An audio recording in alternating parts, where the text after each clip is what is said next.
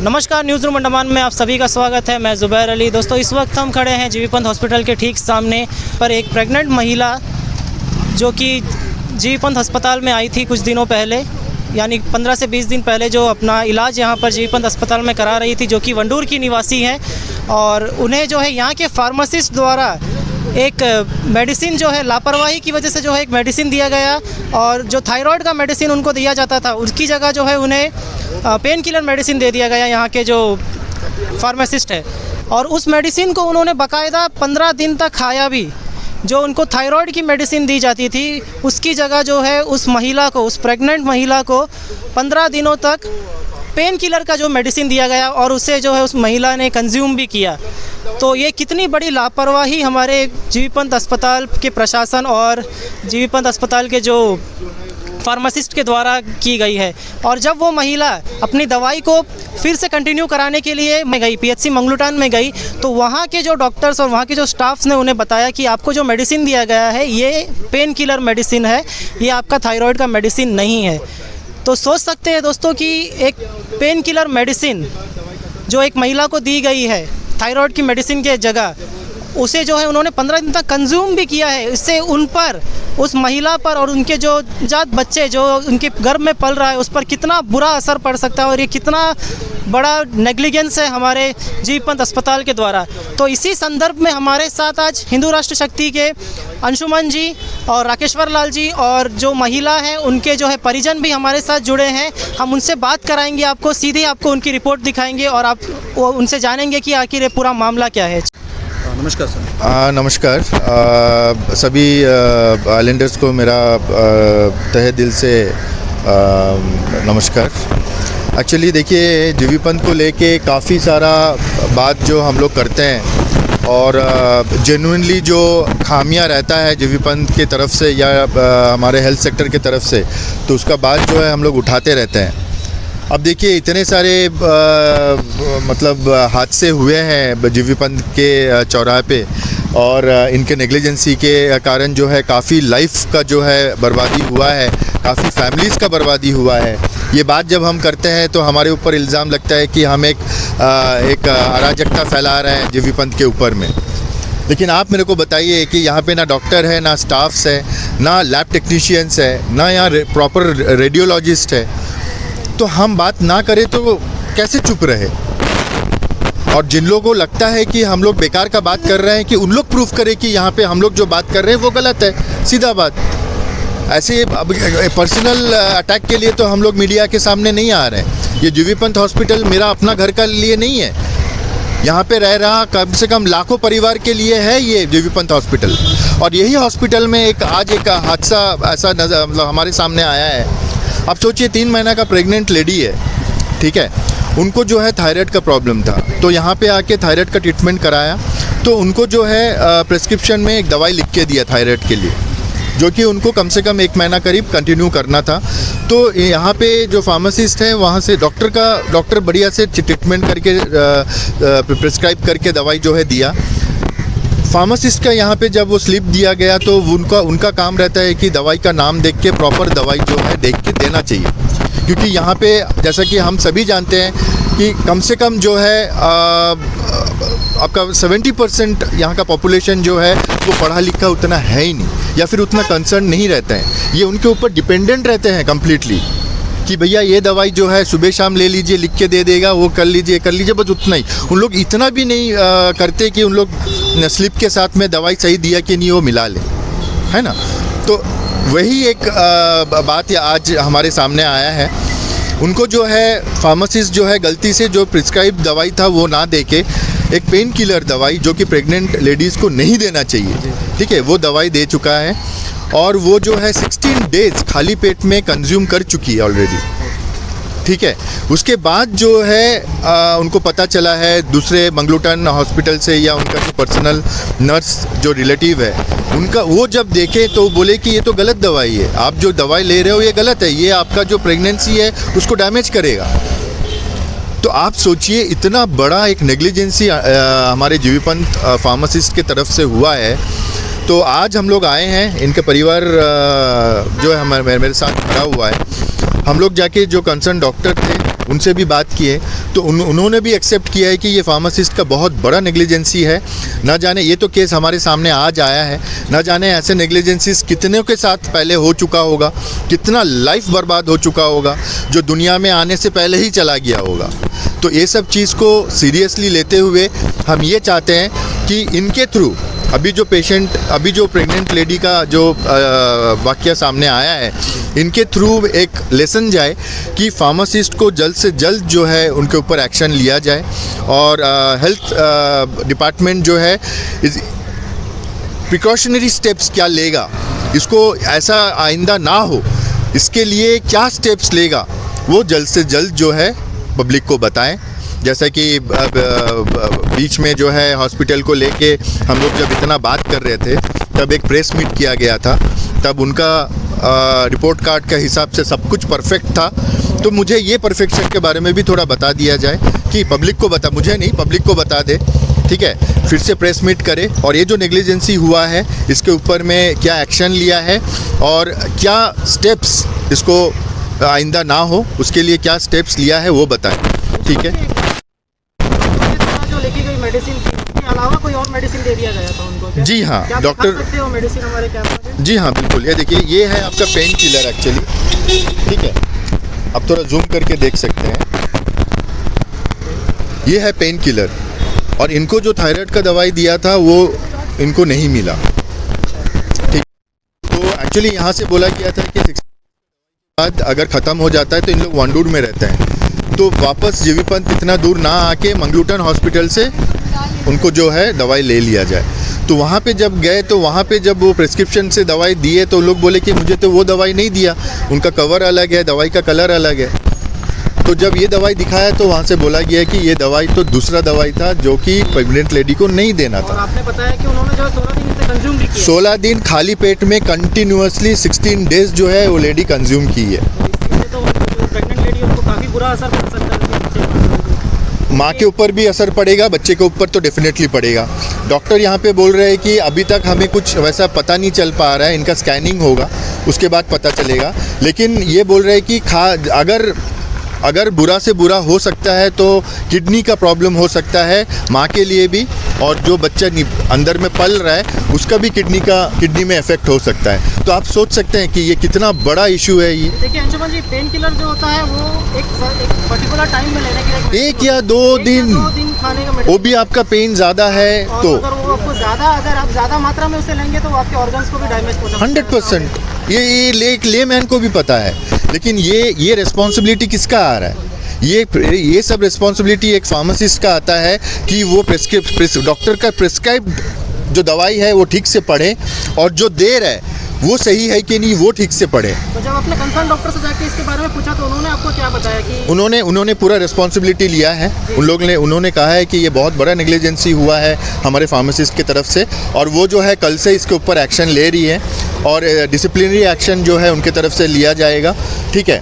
और उनका एक प्रायोरिटी बन गया है अभी कि ये प्रेग्नेंट लेडी और अंदर पल रहे जो बच्चा है उनको जो है प्रॉपर प्रिकॉशनरी ट्रीटमेंट्स मिले, और ऐसा पीरियडिकली उनको चेक किया जाए कि कोई डैमेज तो हुआ नहीं है। अगर हुआ है तो उसके ऊपर में जो भी एक्शन होगा वो हमें धीरे धीरे पता चलेगा। मैं फॉलो अप करता रहूँगा पर्सनली, मैं पूछता भी रहूँगा कि वो प्रेग्नेंट औरत और वो अंदर में पल रहे बच्चा का कंडीशन अभी कैसा है। अंशुमान सर, और एक चीज़ आप ये बताइए, अगर लेडी का कुछ भी इन फ्यूचर में हुआ, अगर मिसकैरेज, या हम नहीं चाहता मिसकैरेज हो, बिल्कुल, या कुछ भी हो, उसका रिस्पॉन्सिबिलिटी कौन लेगा?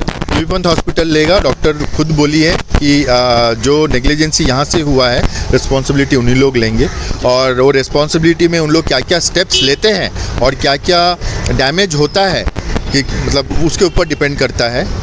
एक बहुत ही बड़ा मैटर है, बहुत ही बड़ा नेग्लिजेंस है। इस मैटर में घर वाले क्या बोलते हैं कि अगर वो एफआईआर करेंगे या हम उनसे जानते हैं? देखिए, एफआईआर का बात अभी नहीं आता है। अभी जो है हमारा कंसर्न जो है इनके साथ डिस्कस किए हैं। अभी ये कंफर्म होने दीजिए कि डैमेज कितना बड़ा है, ठीक है। उसके ऊपर में जो है एक्शन तो ज़रूर लेंगे। इन लोग क्यों नहीं लेंगे? इन लोग बिल्कुल लेंगे, लेकिन अभी इन लोग कौन सा आधार पे लेंगे?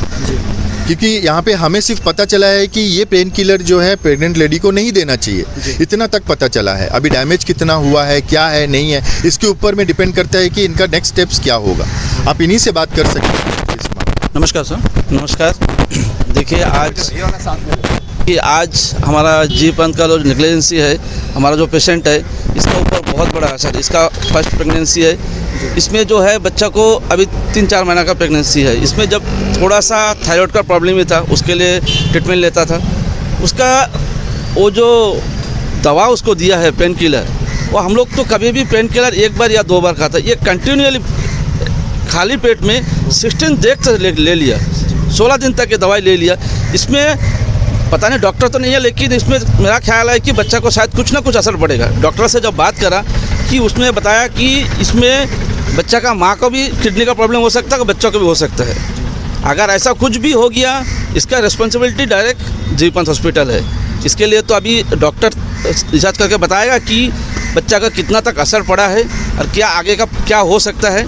आगे अगर बाय द वे कुछ अगर हो गया तो ये तो श्योर है आपका बात कि हम ये तो एफआईआर दर्ज करेंगे और इसका बाद जो है सही एक्शन होना चाहिए, क्योंकि आज छोटा सा नेग्लिजेंसी के पीछे इतना बड़ा हादसा हो जाना ये तो सही बात नहीं है। सर और एक चीज़ बताइए ना, आपने इस चीज़ को पकड़ा है, अभी देखा जाए और भी कितना सारा पेशेंट का साथ नेग्लिजेंस पहले हो चुका है। जरूर इसके बारे में सर आपका क्या कहना है? सर ये तो इसका रिस्पॉन्सिबिलिटी तो हम एक ही बोला कि जीवी पंथ हॉस्पिटल है जी। अभी फार्मेसी जो दवाई देता है उसको तो देखना चाहिए डॉक्टर क्या प्रेस्क्रिप्शन कर रहा है उसमें, और उनको क्या दवाई देना चाहिए वो तो देख के देना है। ऐसा नहीं कुछ दवाई लिख दे और कुछ दवाई दे दिया, इसमें कोई किसी का जान भी जा सकता, जैसा प्रेग्नेंट लेडी का उसका बच्चा के ऊपर असर हो सकता है। ये तो नहीं होना चाहिए था, ये बहुत बड़ा इशू है। इसको थोड़ा सा हम तो सारा पब्लिक को भी यही बोलना चाहिए कि अभी से जो दवाई देखिए, जो दवाई लेके जाता है वो उसको तो मालूम नहीं कि डॉक्टर जैसा बोलेगा या फार्मेसी जैसा बोलेगा वैसे ही बोलेगा। जब पता चला कि पीएचसी मनोटन में गया, 16 दिन लेने के बाद दवाई ख़त्म हो गया, जब वहाँ लेने गया कलर का वो दवाई का कलर देख के वो पता चला कि ये तो सेम दवाई नहीं है। तब पूछा सर हमको तो जीवी पंथ से दूसरा दवाई दिया था, जब दिखाया कि ये दवाई दिया है तब उन्होंने बोला कि ये दवाई तो देना नहीं चाहिए था, ये तो पेन किलर है, ये तो बहुत खतरनाक दवाई है, ये तो नहीं लेना चाहिए था आपको। तब पता चला, तो फिर मेरा एक रिश्तेदार है वो दवाई के बारे में थोड़ा बहुत जानकारी है, वो बोला देख के बोला ये तो पेन किलर है, ये तो नहीं लेना चाहिए था।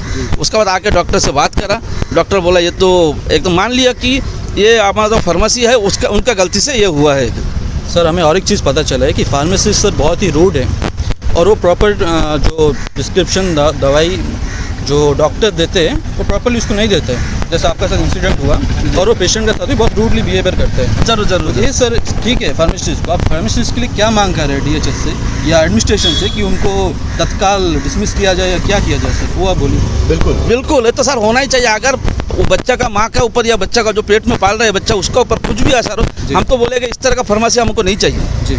ऐसा कोई रिस्पॉन्सिबिलिटी वाला फार्मेसी को देना जो देख के सही प्रॉपर्ली उनको दवा दे सके जी। वो एक एडुकेटेड पर्सन है, वहाँ पे एक एजुकेशन लेके पोस्ट में बैठा है, बहुत बड़ा एक पोस्ट में बैठा है। जरूर। वो अगर ऐसा नेग्लिजेंस करेगा तो आम जनता, आम पेशेंट कहाँ पे जाएगा? वही तो बात है। देखिए उनका ऊपर भरोसा करके हर आदमी तो पढ़ा लिखा नहीं है, हर आदमी पढ़ा लिखा नहीं होता। वो तो उन्होंने जैसा बोलेगा कि वही सबसे तो दवाई लेके वो सेवन करेगा, लेकिन वो तो गलत दवाई दे दी तो गलत दवाई खा ले तो कुछ और भी कुछ एक्शन हो सकता है, उसका ऊपर असर हो सकता है। ऐसा नहीं होना चाहिए। हम भी आगे भी बोलते हैं कि हम आज भी कि वो बच्चा को भी कुछ ना हो पेट में जो पाल रहा है और उसका मम्मी को जो भी कुछ ऐसा ना हो कि उसको कुछ असर पड़े। बाय द वे अगर कुछ हो गया तो हम तो श्योर है कि इसका ऊपर एफआईआर दर्ज होएगा और जो एक्शन है जीवी पंथ हॉस्पिटल के ऊपर इसका एक्शन जरूर होएगा। सर ये जानना चाह रहे हैं कि अभी पीड़ित महिला की स्थिति कैसी है?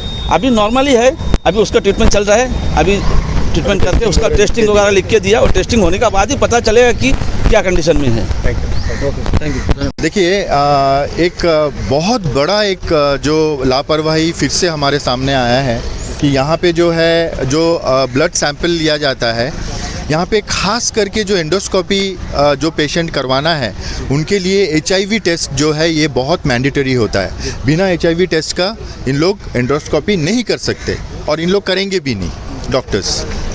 तो आप सोचिए ऐसा जब एक सिचुएशन होता है, यहाँ पे HIV टेस्ट सेंटर जहाँ पे या में जीवी पंथ हॉस्पिटल का खुद का है, वहाँ पे हमारे ही जो एक पेशेंट था जिनको आज एक्चुअली एंडोस्कोपी करना था, लेकिन क्या है इनको HIV टेस्ट के लिए 5 दिन पहले जो है सैंपल दे दिया गया था।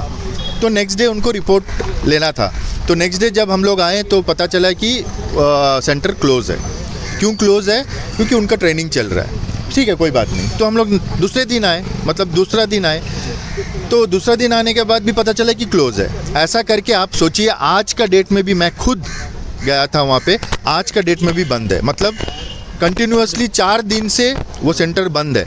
आप सोचिए, जो पेशेंट वहाँ पे टेस्टिंग के लिए सैंपल दिया है, जिनका रिपोर्ट के हिसाब से एंडोस्कोपी होना था, आज का डेट में नियर अबाउट 35 to 40 पेशेंट्स जो है आज बैठा हुआ है। और ये देखिए, एंडोस्कोपी का इम्पोर्टेंस आप समझिए। इंसान के बाहरी त्वचा को हम लोग देख सकते हैं। एंडोस्कोपी ही एक ऐसा माध्यम है जिसके थ्रू से हम लोग अंदर का त्वचा देख सकते हैं, कहाँ पे अल्सर है, कहाँ पे चोट लगा है, कहाँ से खून निकल रहा है। जब तक ये इश्यूज़ का पता नहीं चलेगा, ना डॉक्टर कुछ दवा दे सकेगा, ना फर्दर कोई ट्रीटमेंट कर सकेगा।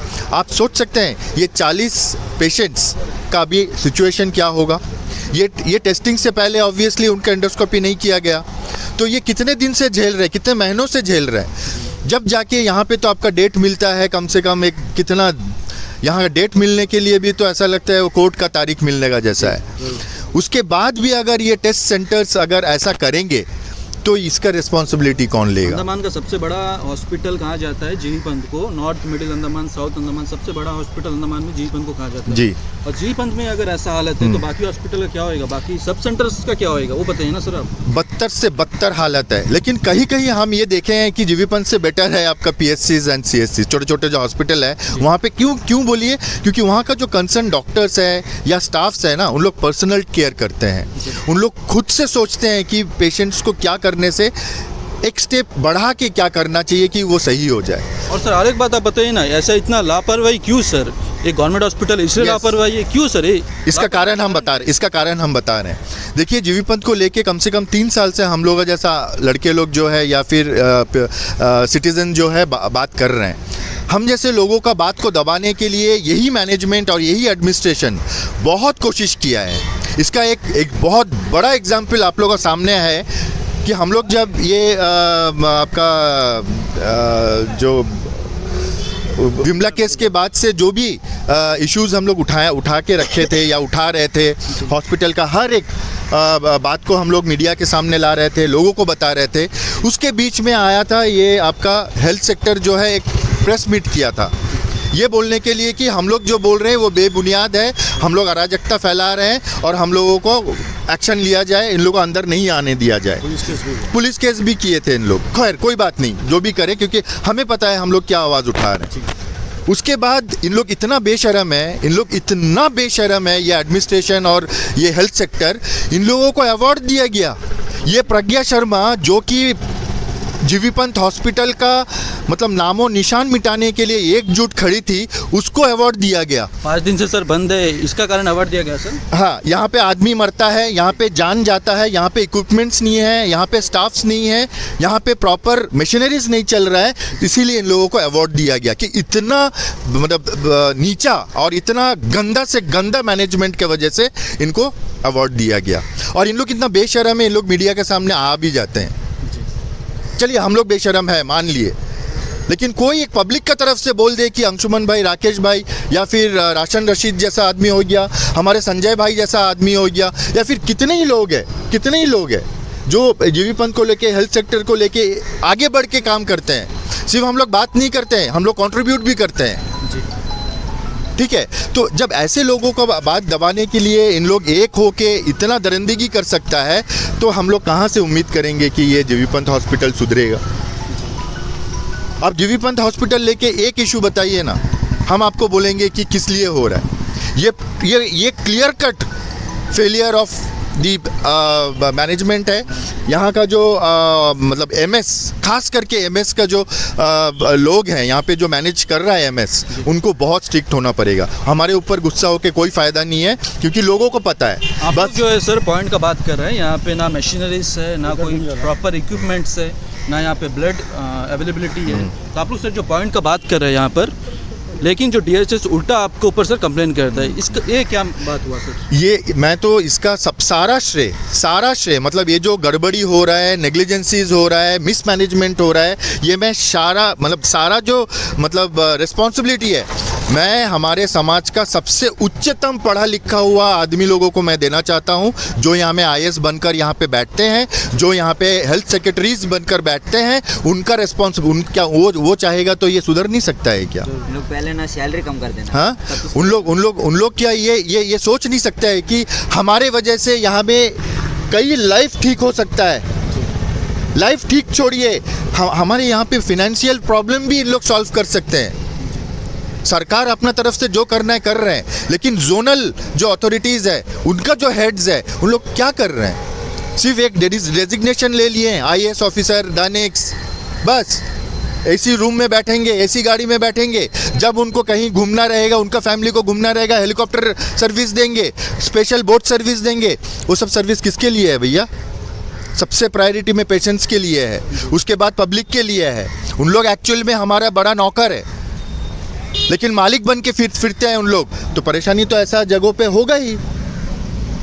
और इन लोगों को शर्म नहीं है, पता नहीं इन लोग कौन सा स्कूल से या कौन सा कॉलेज से या कौन से इंस्टीट्यूशन से इन लोग पढ़े लिखे हैं। इनके कान में तो हमारे बात जाता ही नहीं है।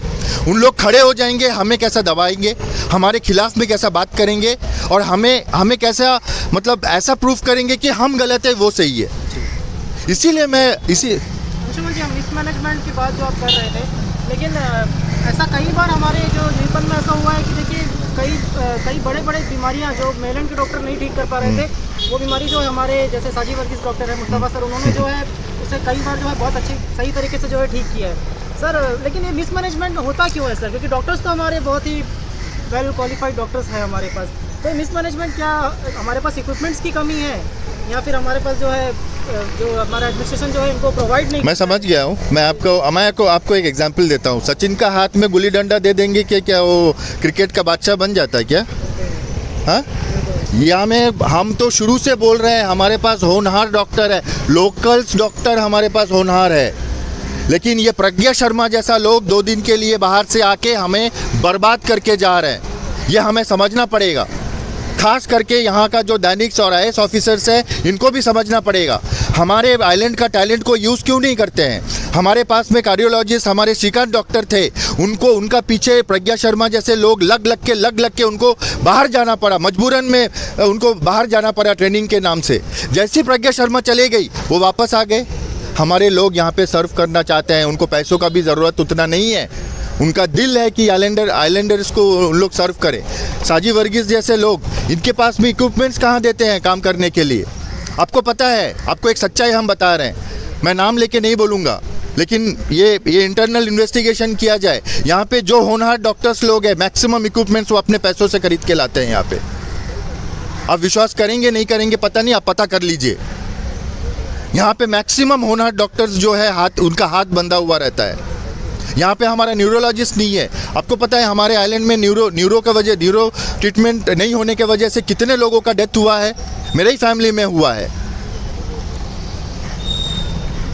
मुझे देखिए, मैं अकेला भुगत नहीं रहा हूँ कि मैं आके आप लोगों के सामने में गला फाड़ के चिल्लाता हूँ। यहाँ में हर एक घर भुगत रहा है, लेकिन कोई सामने नहीं आना चाहते हैं, और उसी का फ़ायदा ये मैनेजमेंट उठाते हैं। उसी का फ़ायदा वो लोग उठाते हैं जिनका कोई लेना देना नहीं है अंडमान के लोगों से।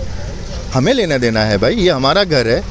यहाँ में जितने भी आइलैंडर से हमारा परिवार है, उनका प्रॉब्लम होता है तो हम दिन रात यहाँ में बिताते हैं, और वहीं पे इन लोगों को कॉल करने से इन लोग कोई एक्शन लेना नहीं चाहते हैं। और सबसे बेशर्मी का बात तो ये है कि इश्यूज़ तो हम लोग टेबल में परोस रहे हैं। भैया यहाँ में मशीनरीज ख़राब है, आपको ये भी पता करने का ज़रूरत नहीं है कि सही में ख़राब है कि नहीं। आप आके खुद देख लो, ख़राब है ठीक कर लो। यहाँ में स्टाफ्स नहीं है, हम परोस रहे हैं भैया, स्टाफ नहीं है, नर्स नहीं है, फिर भी उन लोगों को कोई असर नहीं हो रहा है। मेडिसिन और डॉक्टर नहीं है यहाँ पे। डॉक्टर पदी लास्ट में जो सर्व करके गए उसके बाद नहीं है। यहाँ पे जो है आपका इक्विपमेंट्स, आपका ऑपरेशन थिएटर के बारे में कुछ इंफॉर्मेशन आप गैदर करिए। यहाँ पे ऑर्थो का विष्णु सर इतना बढ़िया डॉक्टर है, लेकिन उनको इक्विपमेंट्स के लिए वेट करवा रहे हैं यहाँ पे प्रोक्योरमेंट डिपार्टमेंट्स।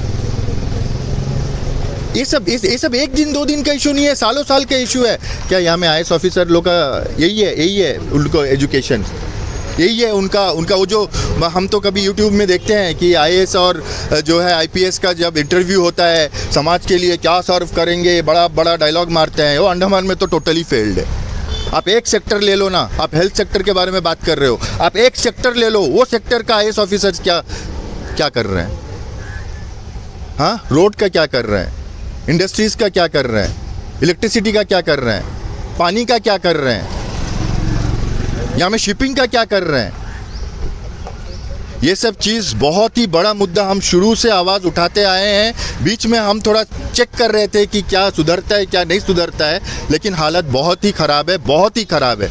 ये हमें समझना है, ये हम नहीं समझेंगे तो कोई नहीं समझेगा। आप देख ही रहे हो, हम अपनों को ही खोएंगे। आज जो इशू हुआ है दवाई लेके नेग्लिजेंसी, इसको तो आप सोच लीजिए कि इसका ऊपर अगर एक्शन नहीं होगा फिर बहुत बड़ा हंगामा होगा। फिर इसके लिए तैयारी करें। और एडमिनिस्ट्रेशन से मैं फिर रिक्वेस्ट करूंगा, अभी हमारे पास नया CS आया है, बस हमारा आशा ये रहेगा कि नया CS जी आप यहाँ पे आके ये बाकी सबके बीच में आके आप मतलब बिगड़ ना जाएं, आप जेन्युइनली हमारे प्रॉब्लम्स को समझे। खास करके मैं चीफ सेक्रेटरी साहब जो नए यहाँ पे आए हैं उनको मैं बधाई भी देना चाहता हूँ उनका नया टेन्योर के लिए। और मैं उनसे बहुत बड़ा होप रखा हूँ कि कम से कम ये यहाँ पे आके प्रॉपर इन्वेस्टिगेशन करे, हम जो बात कर रहे हैं उनका वेरीफाई करे, उसके बाद जो तुरंत से तुरंत कर सके। अगर मेरे ऊपर एक्शन लेना है तुरंत से तुरंत तो लो ले, अगर वाकई में यहाँ में सुधारना है तुरंत से तुरंत तो वो भी करे। ये मेरा तहे दिल से रिक्वेस्ट रहेगा। थैंक यू, बहुत धन्यवाद।